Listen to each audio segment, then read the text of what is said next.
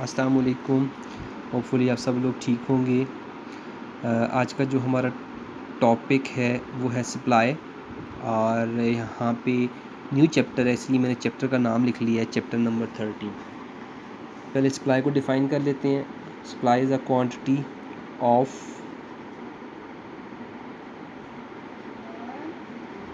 output brought for sale in the market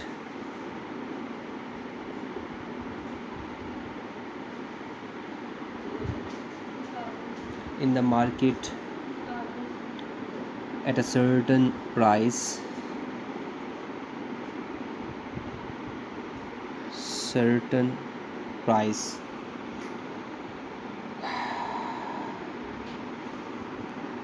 for example भी साथ में लिख लेते हैं ताकि ये मज़ीद क्लियर हो जाए। For example supply of rice, Urdu में इसको कहते हैं रसद। सप्लाई ऑफ राइस इज़ 1000 से kg and is being sold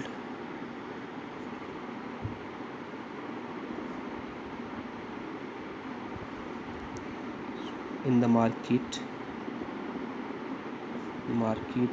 obviously किसी एक प्राइस पे होगा, एट ₹40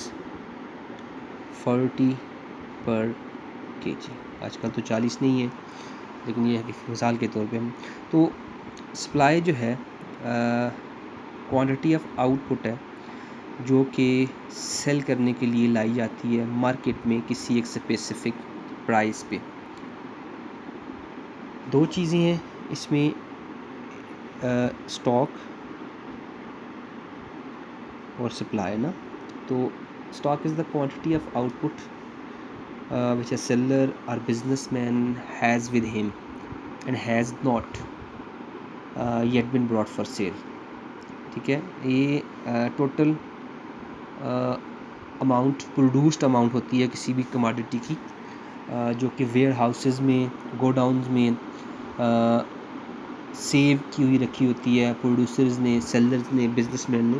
वो जो save amount of produce commodity है in the warehouses in the godowns is called the stock। a total amount produced of any commodity, किसी भी कमोडिटी की जो टोटल अमाउंट है वो प्रोड्यूस हुई वेयर हाउसेज में स्टॉक में पड़ी हुई है, महफूज पड़ी हुई है, तो हम उस total produced amount of a commodity को हम कहेंगे ये स्टॉक कहलाता है। ठीक है, stock is the quantity of output में यहाँ पे लिख लेता हूँ।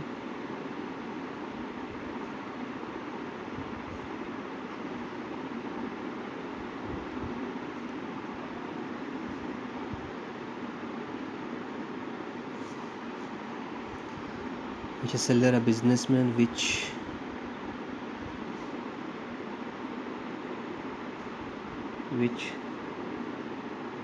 a seller या आप बिजनेसमैन कह सकते हैं, has with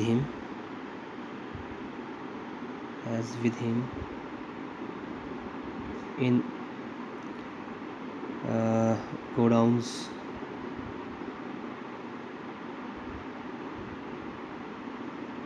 warehouses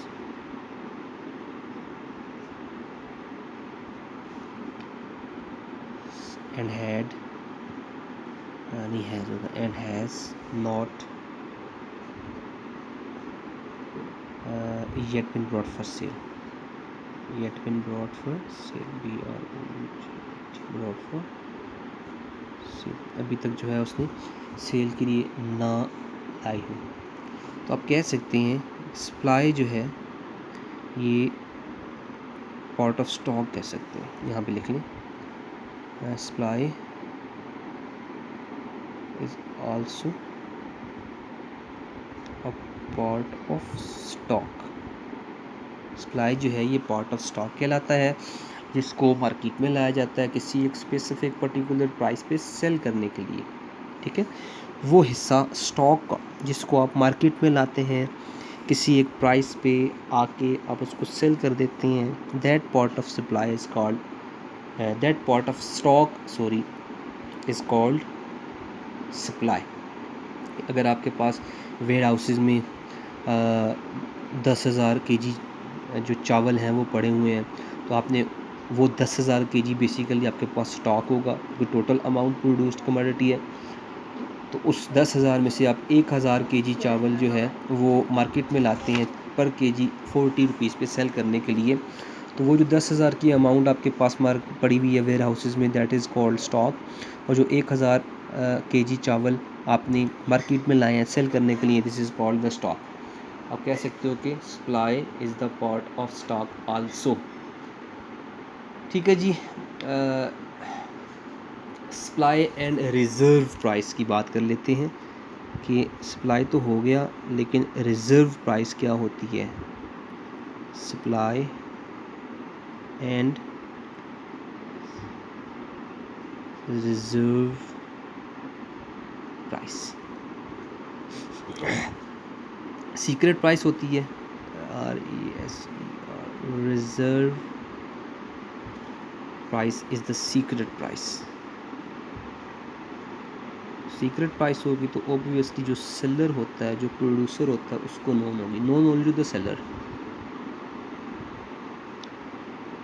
known only to the seller. Seller को या बिजनेसमैन को नोन होती है। और ऑब्वियसली जब ये सीक्रेट प्राइस होगी सिर्फ सेलर या बिजनेसमैन को नोन होगी, तो इससे कम जो है कभी भी जो सेलर या बिजनेसमैन है किसी भी हालात में अपनी कमोडिटी को इस रिज़र्व प्राइस से नीचे सेल नहीं करेगा। अच्छा, बिलो विच लिख लेते हैं यहाँ पे, below which he will not be prepared, he will not be prepared to sell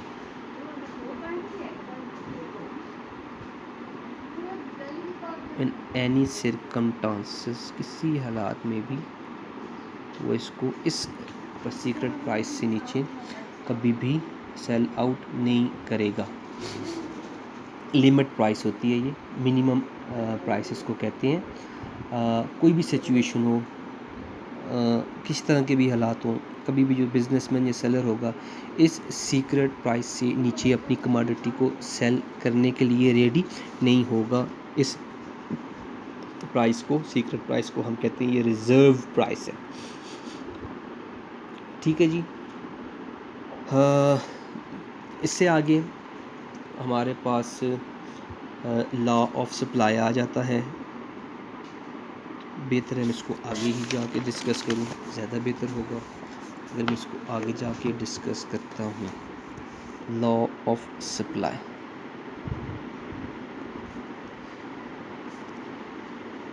law